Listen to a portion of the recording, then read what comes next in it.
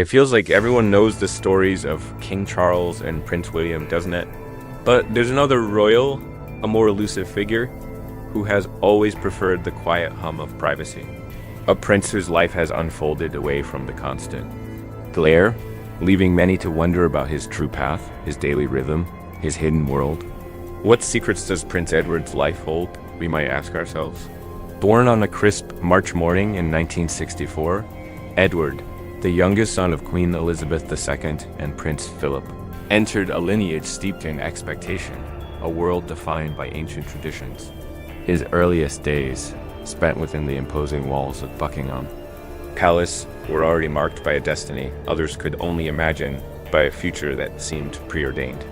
His education began with hushed private lessons, but soon he was off to the windswept Scottish Highlands, to Gordonstoun, a school famed for its stern discipline and rugged challenges, a place where character was forged, where every moment held a lesson.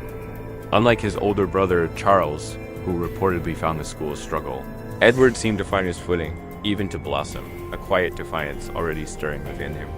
After those formative years, a curious decision emerged, a gap year, spent not in grand tours, but as a humble tutor in a far-off New Zealand school. A surprising detour for a royal, hinting at a path less traveled. He then moved to Cambridge, a scholarly pursuit that set him apart, a quiet achievement that few royals had managed before him. Yet, despite this royal upbringing, Edward began to make choices that whispered of a different kind of life, a more personal journey. He initially stepped into the expected military boots, joining the Royal Marines, a path many male royals had walked before him. But then, after only a few months, he quietly, unexpectedly, withdrew from the rigorous training. A decision that sparked whispers and questions, a subtle act of rebellion, perhaps against the well-worn royal script. Instead of fully embracing royal duties, a world of gilded cages and endless engagements, Edward veered into the unpredictable realm of television. Exploring a burgeoning interest, working with media companies before a bolder move, a truly unexpected leap.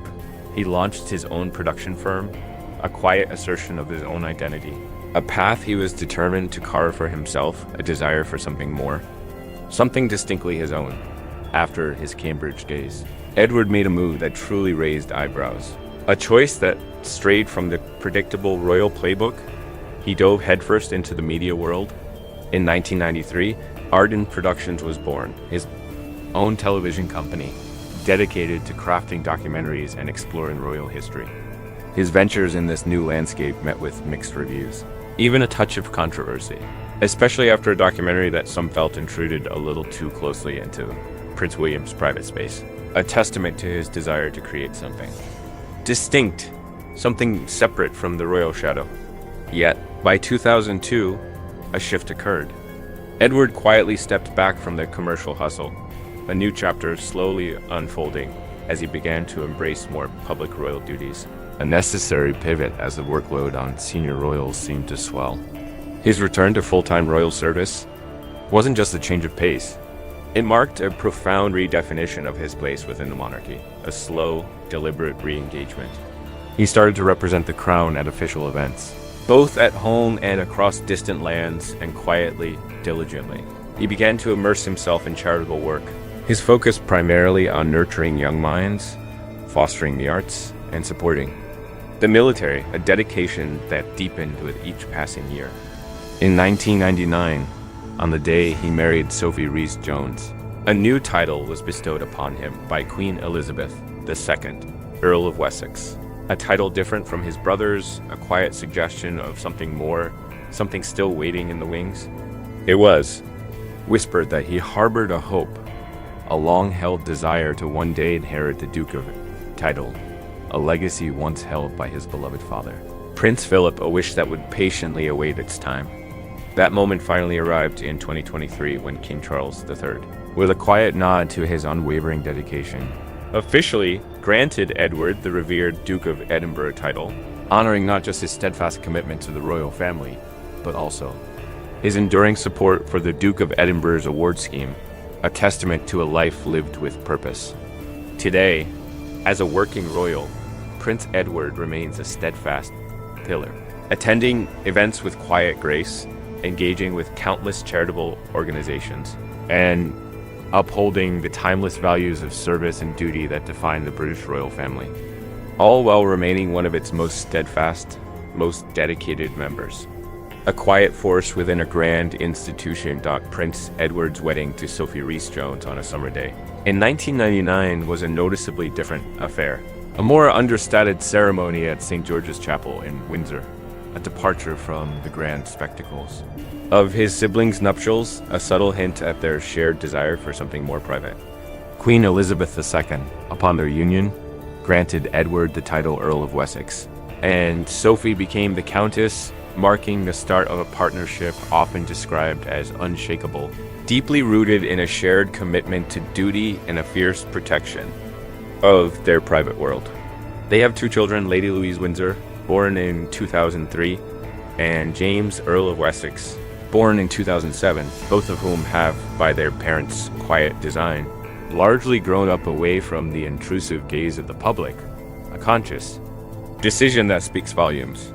Edward and Sophie made a deliberate choice, a promise to themselves, to offer their children a childhood as normal as possible, opting not to bestow upon them the titles of Her Royal Highness, allowing them the precious freedom to decide for themselves, when the time comes, whether a royal path is truly for them, a rare gift. The family calls Bagshot Park home, a royal residence nestled in Surrey, where they cultivate a surprisingly grounded, remarkably private existence, despite their regal lineage.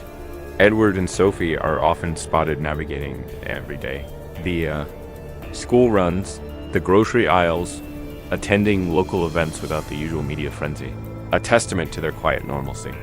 Sophie, in particular, has garnered widespread admiration for her down-to-earth nature and her tireless work ethic.